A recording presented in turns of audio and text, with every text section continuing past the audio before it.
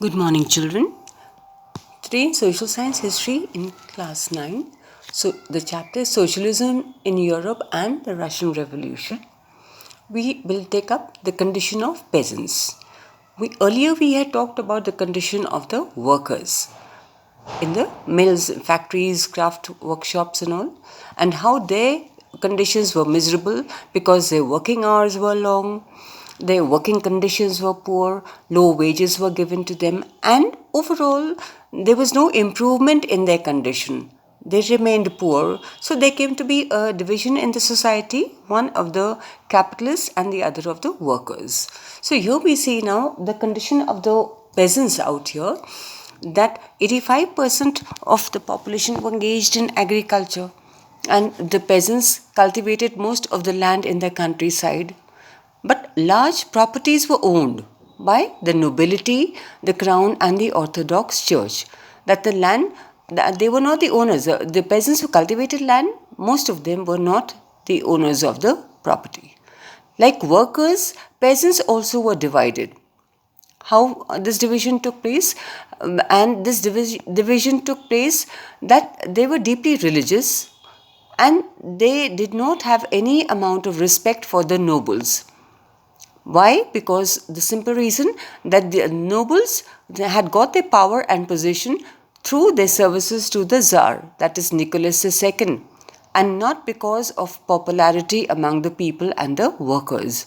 So here we see that these nobles were not respected out here. Whereas in the case of France, we saw that the peasants respected nobles. They fought for them also. They supported them. So we see that here the thinking was different because they did not respect the nobles because their conditions were so bad. In Russia, we see that peasants wanted the land of nobles to be given to them because the main work was being done by the peasants, but they were not getting any share of that. So they demanded rather, that whatever land that the nobles had, that should be given to them. And in their way of rebelling, that they frequently refused to pay the rent and sometimes also murdered the landlords.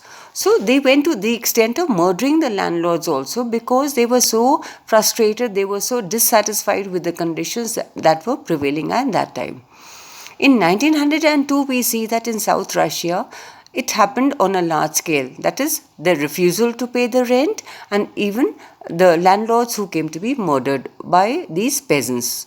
So that was their way of rebelling against the system.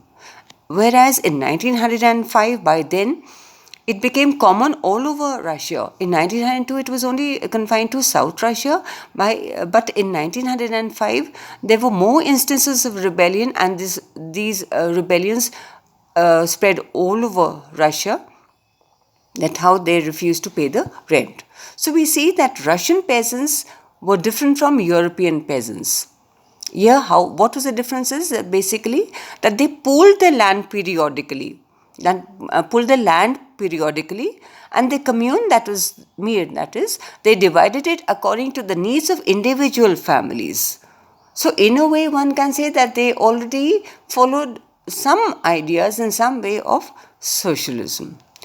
Now we come to socialism in Russia. How did socialism come to be established in Russia? We see that the socialists were against private property, and they considered it to be the root cause of all social evils. The problem of the workers, the problem of the peasants, and then the conditions that they were subjected to, the poor working conditions, the low wages that were given to them. So the workers suffered as well as the peasants also. So there was no improvement whatsoever in their condition. And the property owners provided employment, no doubt, but the profits were kept only for themselves, and they were not concerned about the welfare of the people. And socialists wanted landowners to look after the people because whatever that they were earning, whatever that they were getting, whatever profits that they were getting it because of the effort of the people who worked actually. So if we see now here that before 1914, there were no political parties allowed. All political parties were illegal. In 1898, the Russian Social Democratic Workers' Party was founded. It was established by socialists, people who strongly believed in the ideas advocated by Karl Marx, a renowned socialist. So they respected his ideas, and because of that, this Russian Social Democratic Workers' Party came to be established.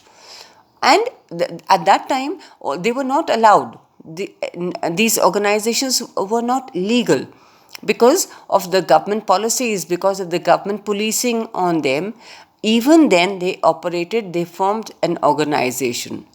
They started a newspaper in order to get more support of the people, mobilize the workers also, and organize strikes also, so that they should be able to fight for the rights. They should demand better conditions, whether it is for everybody, whether they were engaged as peasants or whether they were engaged as workers.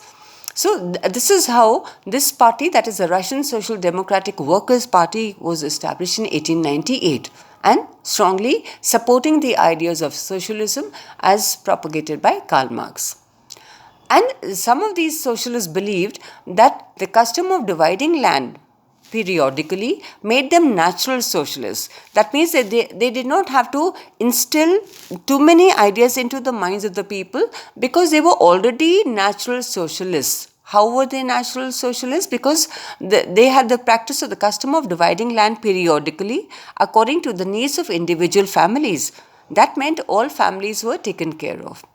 They believed that peasants and not workers would be the main force of revolution. And these socialists strongly believed in the fact that peasants would play a major role in the revolution in Russia.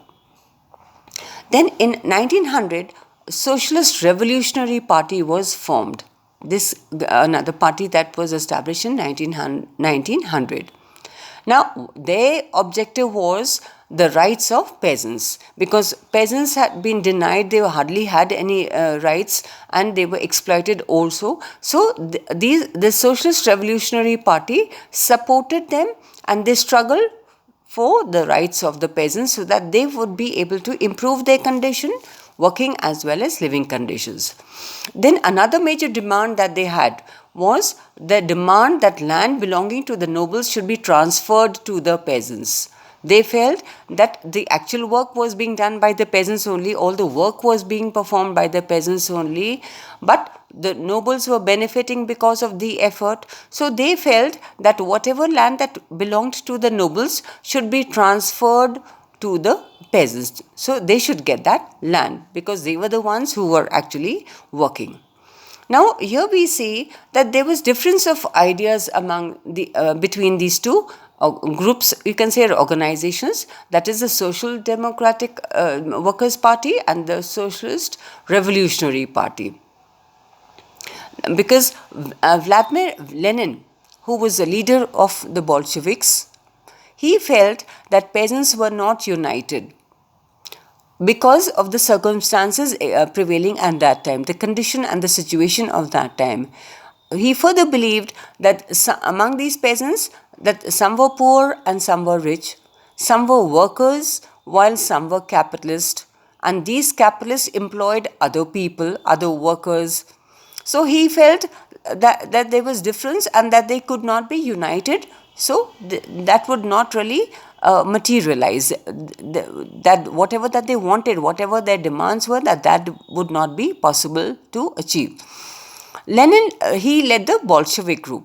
So they came to be divided into two, Bolshevik group and the Menshevik group. So we had Lenin, he was a leader of the Bolshevik group. He felt that the party should be disciplined and control quality and its members. He felt that everybody could not be involved, of course, but the party definitely needed discipline. They needed control and control the quality and its members also, so that they could work towards improvement in the condition of the people that they were struggling for.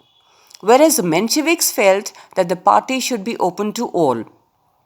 like in Germany. So they felt that they should involve all the people, whereas the Bolshevik felt that the number of members should be limited, yet they should be disciplined and control whatever work and whatever work that they were engaged in. So we see overall that the overall dissatisfaction among the people was increasing day by day.